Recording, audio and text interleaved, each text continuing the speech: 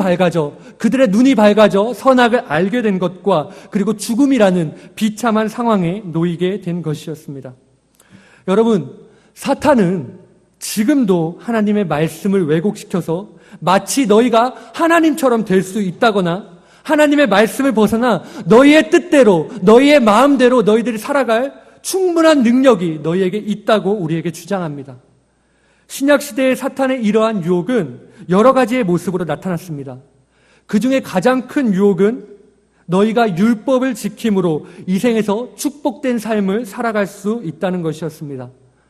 그래서 신약 성경에 나타난 초대교회에서 거짓된 선생들은 참 믿음의 신자들로 하여금 육신의 생각과 고행에 빠지게 하고 율법의 의식에 그들의 온 정신을 집중하도록 만들었습니다.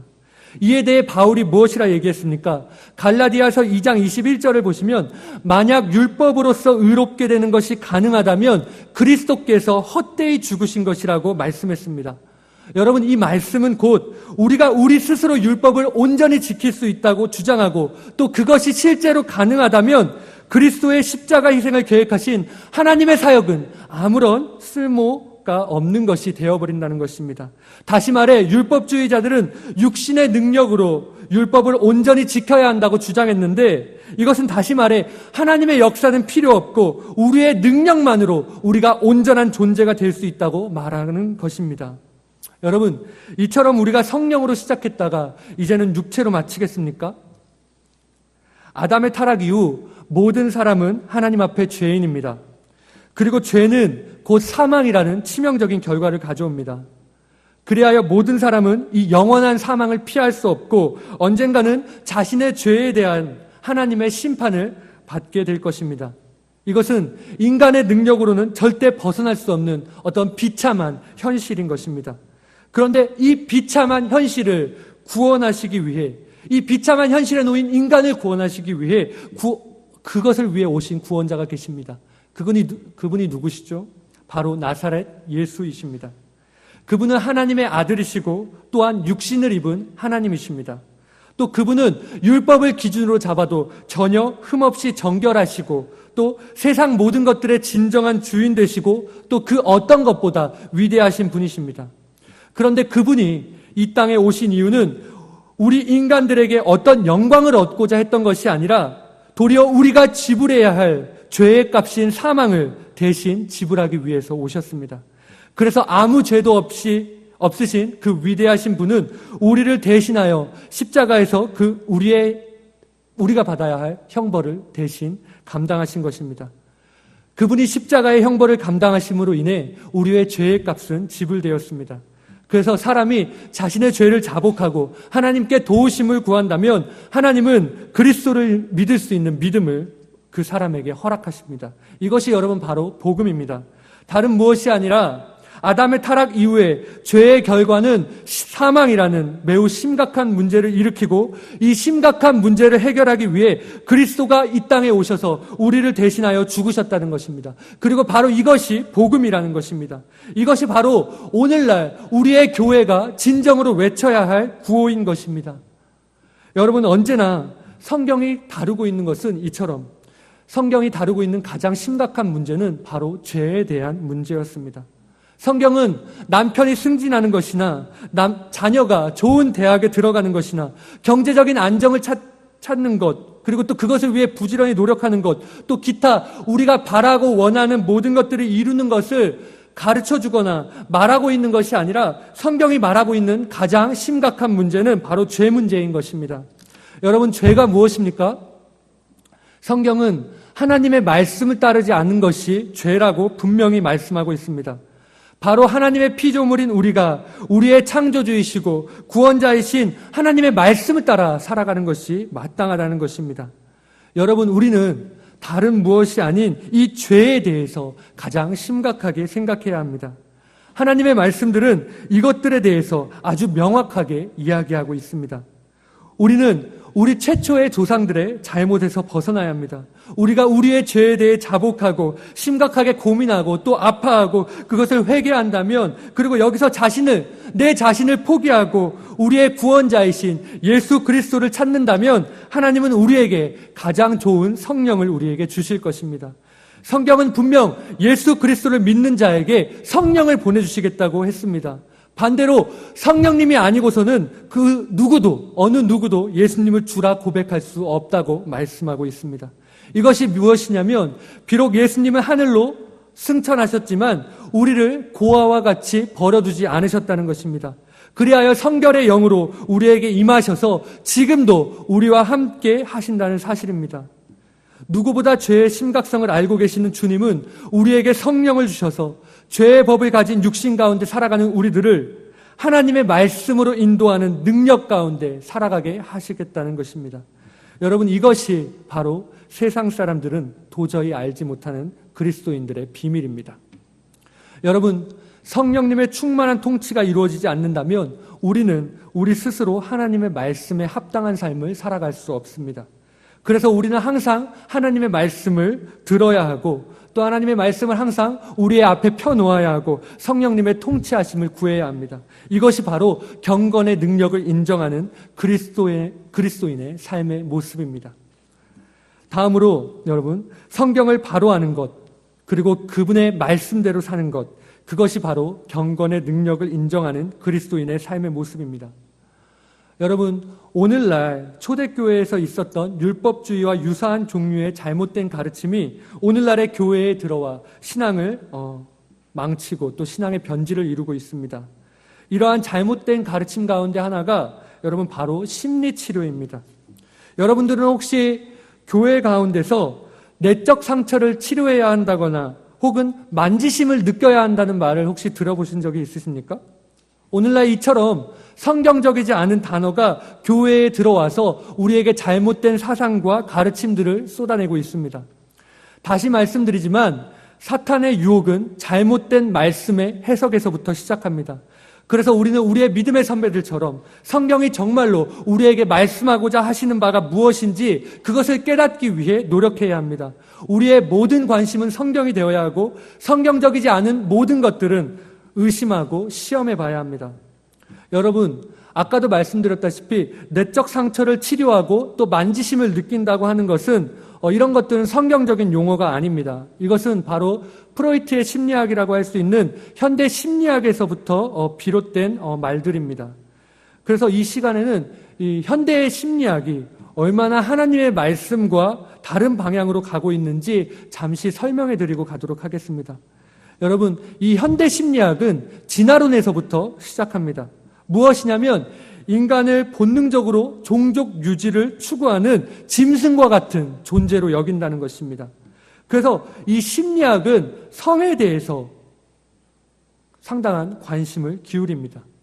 이들은 자녀가 5살이 되면 아들은 어머니를 성애의 대상으로 삼고 아버지를 성적인 라이벌로, 성적인 대상으로 취급한다고 합니다. 또 딸은 딸은 아버지를 성애의 대상으로 삼고 어머니를 성적인 라이벌로 취급한다고 주장합니다. 그래서 모든 사람들은 5살부터 성적인 문제로 인해 수치심, 분노 등의 심리적인 트라우마가 생기게 되고 거기서부터 인간은 잘못된 행동들이 유발된다는 것이 바로 이들의 주장입니다. 그리고 이들은 사람이 도덕적인 삶을 강요받을 때 리비도라는 반대되는 에너지가 발생하는데 마이너스 에너지가 발생하는데 이것은 사람으로 하여금 방종의 삶을 살아가도록 만든다고 합니다. 그래서 본래 이 현대 심리학은 하나님의 말씀이 제시하고 있는 윤리적인 말씀은 인간의 본능을 억압하고 결국 리비도를 증가시켜 인간을 더욱 안 좋은 상황으로 만들어간다는 것이 이들의 주장입니다. 그렇습니다. 이들은 마치 하나님을 벗어나야만 인간이 온전한 존재로 세워질 수 있다고 주장하는 것과 같습니다. 그리고 도덕적인 억압으로 인해서 인간의 그렇게 삐뚤어진 자아는 상담이나 음악이나 쇼핑이나 스트레스 해소나 이러한 쾌락 추구로 치료될 수 있다고 이야기하는 것이 이들의 주장입니다. 여러분, 이들은 죄를 죄라고 부르지 않습니다. 만약 어떤 사람이 하나님 앞에 혹은 사람들 앞에 죄를 짓는 잘못된 행동을 했다면 그들은 이렇게 말합니다. 당신도 알지 못하는 내적인 상처가 당신을 잘못된 행동으로 이끈 것이고 이 내적인 상처를 당신이 인지하고 당신의 능력으로부터 그것을 벗어나야 한다고 말입니다. 그리고는 상대방의 이야기를, 그 심리가 정말 불안정한 상대방의 이야기를 계속해서 몇 시간이고 들어줄 것이고 공감해 줄 것이고 그들의 마음을 안정케 해줄 것입니다. 여러분, 이것이 바로 현대의 심리학이자 상담학입니다. 그런데 과연 여러분, 이것이 성경에 맞는 이야기입니까? 아니죠. 하지만 우리는 이러한 문화의 흐름 속에서 살고 있고 교회를 나가면 바로 이러한 광고 문구와 교육들을 듣게 됩니다. 인간의 욕망을 자극하는 광고와 또 진화론적인 교육이 계속해서 우리 아이들의 사고를 흐리게 합니다. 따라서 어떤 사람들은 우리가 현대 심리학에 대해서 우리가 이런 식으로 비난을 한다면 도리어 저희들을 두고 세상의 흐름도 따라가지 못하는 멍청한 사람이라고 생각할지도 모르겠습니다. 그러나 성경은 지금 분명히 이러한 죄에 대해서 명백하게 경고하고 있고 이 문제를 해결하기 위해 오신 분이 바로 예수 그리스도이심을 밝히고 있습니다. 그리고 우리에게 주신 성령의 성령으로 말미암아 육체의 재성에서 자유해짐으로 하나님의 법에 따라 살아갈 수 있다고 우리에게 가르치고 있습니다. 그러나 현대 심리학은 죄는 단지 내적인 상처에서 기인된 잘못된 행동들이며 이 죄들에 대해서는 우리는 어떤 책임을 질 필요가 없다고 이야기합니다. 그리고 이 잘못된 힘은 다른 존재의 힘으로 해결할 수 있는 문제가 아니라 자신이 인지해야 하고 결국 스스로 가지고 있는 내적인 능력으로 해결할 수 있다고 주장합니다. 결국 이 현대 심리학은 자신을 구원해 줄 메시아가 바로 우리 자신이라는 구호를 외치게 합니다. 여러분, 그들의 가르침은 매우 달콤합니다. 보암직도 하고 탐스럽기도 했던 그 선악과를 두고 하와를 유혹했던 사탄의 유혹과 이들의 가르침은 같습니다. 그들은 이렇게 이야기합니다. 하나님의 말씀을 어기는 것은 사망을 이끌고 오는 죄악이 아니라 단지 그것은 너의 심리적인 문제에서 시작된 잘못된 행동일 뿐이라고. 너는 스스로 그것에서부터 자유로워질 수 있다고 말입니다. 너 자신을 믿어. 내 느낌이 가는 대로 행동해. 네 마음이 원하는 대로 봐. 네가 원하는 것을 추구해. 네가 가진 너의 잠재력으로 너는 충분히, 하나님이 없어도 너는 충분히 행복할 수 있어 라고 말이죠. 여러분, 그래서 언제부턴가 오늘날의 몇몇 교회에서는 죄에 대한 설교가 사라지고 또 죄의 결과가 얼마나 비참한 것인지에 대해서 알리는 선포가 사라져버렸습니다. 하나님의 공의보다는 하나님의 사랑이라는 개념이 너무나도 커져버려서 단지 어떤 감정적으로, 내 감정으로 느끼는 하나님, 사랑의 하나님, 도우시는 하나님, 축복해 주시는 하나님만이 남고 성경 가운데 오늘도 살아계셔서 우리에게 말씀하시는 그런 공의의 하나님은 사라져버렸습니다. 여러분, 무엇이 진정한 하나님입니까? 제가 아주 단순한 예를 하나 들어드리겠습니다. 우리는 흔히 요한이 사랑의 사도라는 이야기를 많이 합니다. 특히나 사랑의 하나님을 강조하는 사람들에게 요한의 복음과 서신은 매우 중요한 주제가 됩니다. 그럼 이 시간에 요한 1서를 저희들 잠깐 함께 살펴보기를 원합니다. 요한 1서 5절에서 6절의 말씀입니다.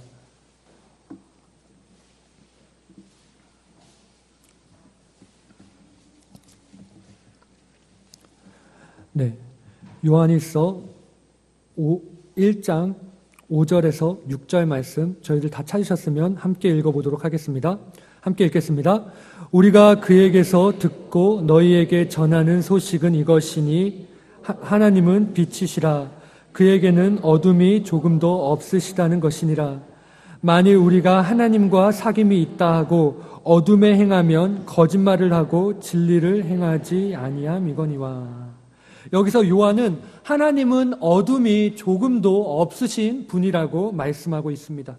그리고 우리가 하나님과 사귐이 있다고 하면서 어두운 가운데 행하면 하나님과 사귐이 있다는 말은 거짓말이라고 말하고 있습니다. 그럼 여러분, 어두운 가운데 행하는 것은 무엇일까요? 요한일서 2장 9절에서 11절의 말씀도 함께 살펴보겠습니다. 요한일서 2장 9절에서 11절 말씀입니다. 네, 함께 읽겠습니다.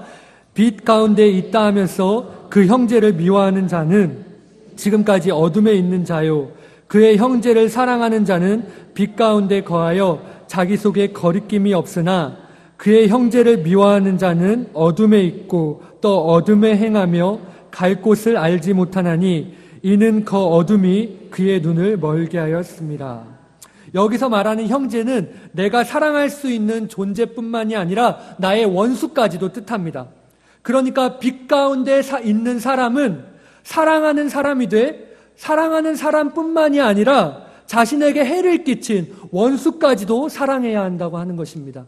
여러분, 이처럼 하나님의 말씀은 우리에게 아주 높은 도덕성을 요구합니다.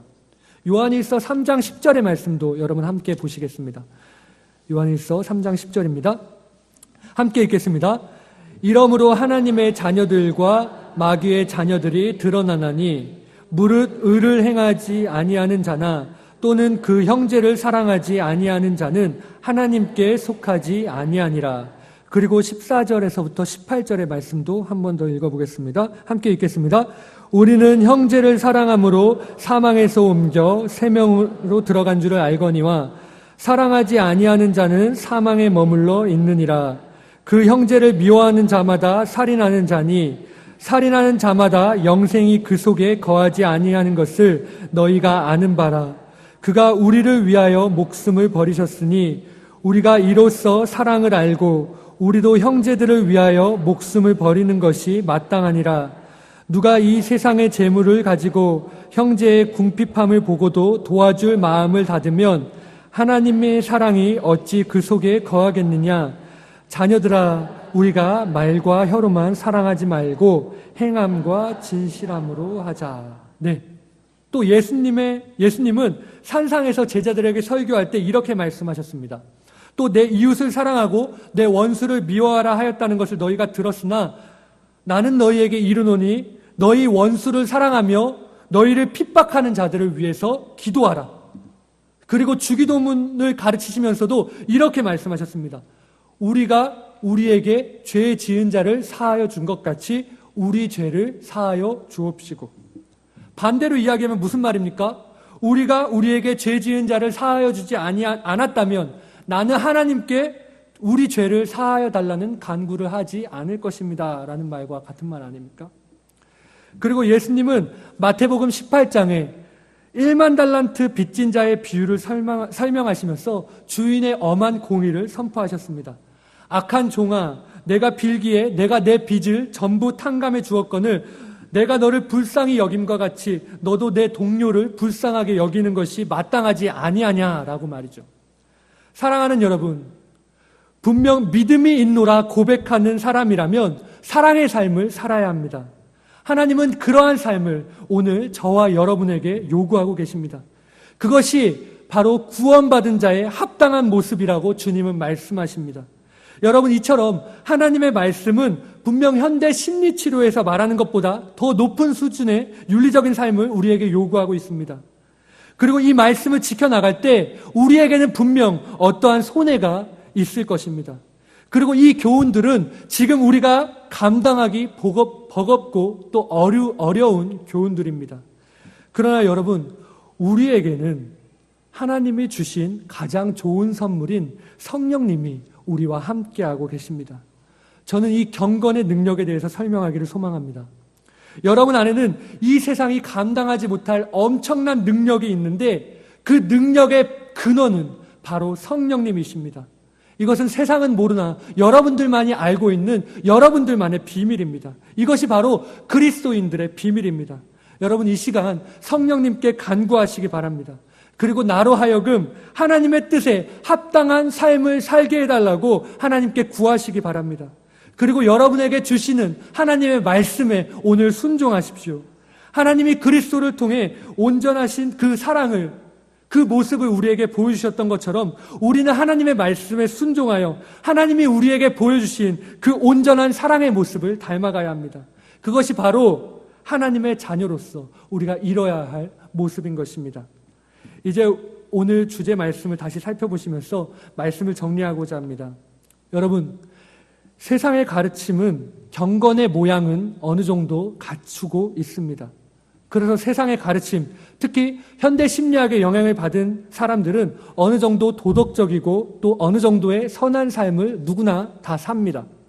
그러나 여러분, 여기에 미혹되어서는 안 됩니다. 분명 죄라는 것은 치명적인 것이고 우리를 사망으로 이끕니다. 그렇기에 우리는 죄와 싸우고 영생을 얻기 위해 노력해야 할 것입니다.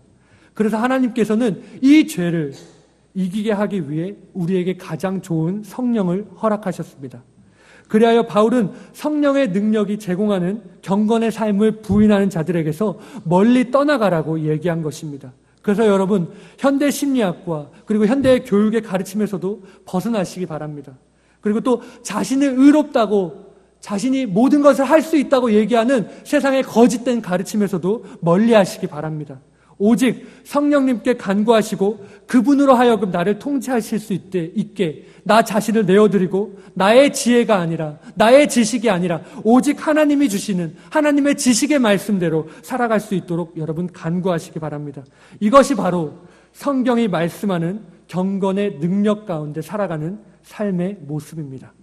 자기를 부인하고 하나님의 것을 간구할 때 진정으로 하나님은 우리에게 가장 선하시고 가장 좋은 것을 우리에게 허락하실 것입니다.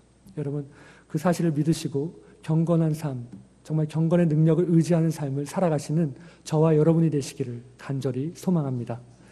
기도하시겠습니다. 전능하신 하나님, 이 세상은 자기를 사랑하며 하나님보다 쾌락을 더 사랑하며 경건의 모양은 있으나 경건의 능력은 부인하는 여러 가지 모습으로 우리 믿는 그리스도인들을 유혹하고 우리를 하나님의 능력에서 떠나게 하려고 지금도 여러 가지의 모습으로 우리를 유혹하고 있습니다. 주님, 오늘 말씀에서와 같이 이러한 것들에서 우리를 떠나가게 해주시고 오직 성령의 인도하심을 받아 말씀 가운데 사는 저희들 될 수 있도록 인도하여 주시옵소서. 우리 가운데 경건의 모양의 모습은 버리고 오직 경건의 능력을 의지하며 정말 하나님의 말씀을 따라 성령의 인도하심을 따라 살아갈 수 있는 저희들 될 수 있도록 인도하여 주시옵소서. 감사드리며 예수님의 거룩하신 이름으로 기도드립니다. 아멘. 네. 이 시간에는 찬송가 204장, 찬송가 204장의 찬송을 하겠습니다.